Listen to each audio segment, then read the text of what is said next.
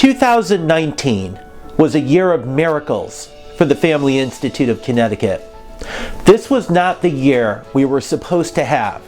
And to understand why, you'd have to go back to 2018, in which there was a major election in the state of Connecticut, during which many pro-family politicians lost, and many politicians who are not friendly to our values were elected into office.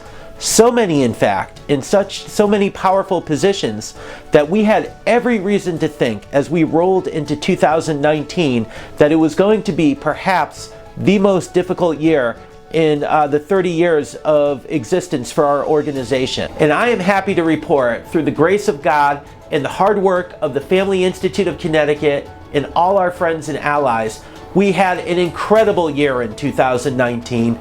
We won on every single issue that we fought on here in the state of Connecticut.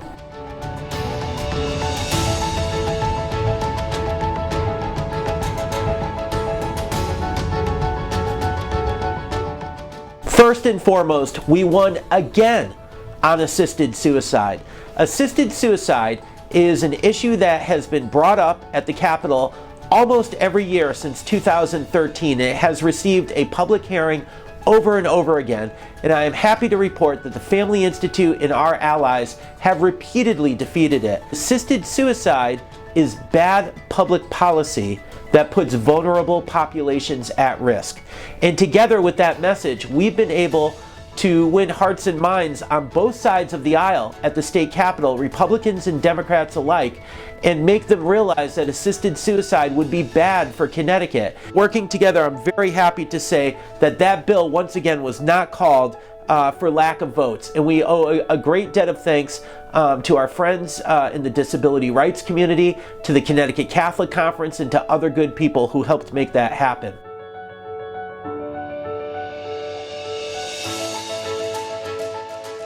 Secondly was the anti-pregnancy center bill. This is a bill attacking pro-life pregnancy centers in the state of Connecticut. The pregnancy centers take no money from the government.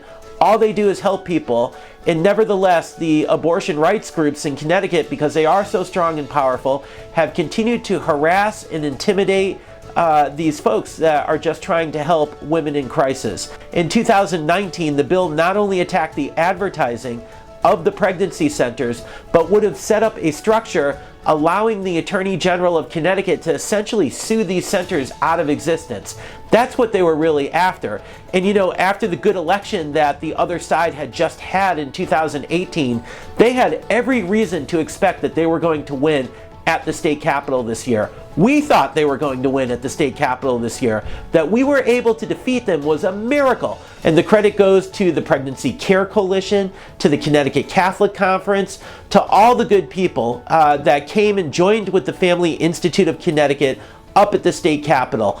On just a few days' notice, we held a rally against the pregnancy center bill. The other side had a nationally coordinated pro-abortion rally day, and including in Hartford. They were doing this all across the country. So on very short notice, on just a few days' notice, when we learned of the pro-abortion rally, we rallied our own troops and held a pro-life rally at the state capitol. While theirs was specifically about national politics, ours was focused in on the bill here in the state of Connecticut.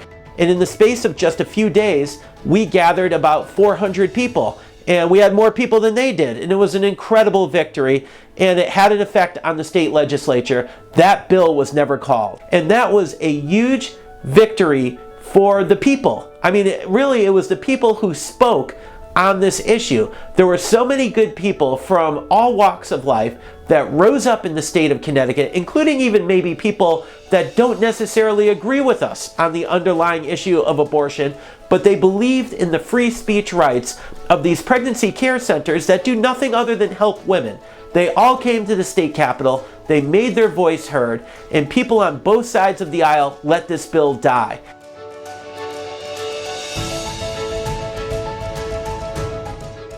A third victory was the homeschool registration attempt. There was a bill to re-engineer schooling in the state of Connecticut, and there was a section in that bill that would have affected homeschoolers and required them for the first time ever to register with state authorities here in Connecticut. And that is not something that homeschoolers have ever had to do in Connecticut before. They value their freedom. My own family, we've homeschooled for 15 years, so we know a lot of that community. And I'm happy to say that Family Institute, we joined with them and we defeated that bill as well. Other victories this year. We helped protect parental rights in medical decision making. There was a bill treating minors for STDs without parental knowledge, and I'm happy to say we stopped that bill as well. Efforts to legalize recreational marijuana were defeated again, and all the bills for gambling expansion died.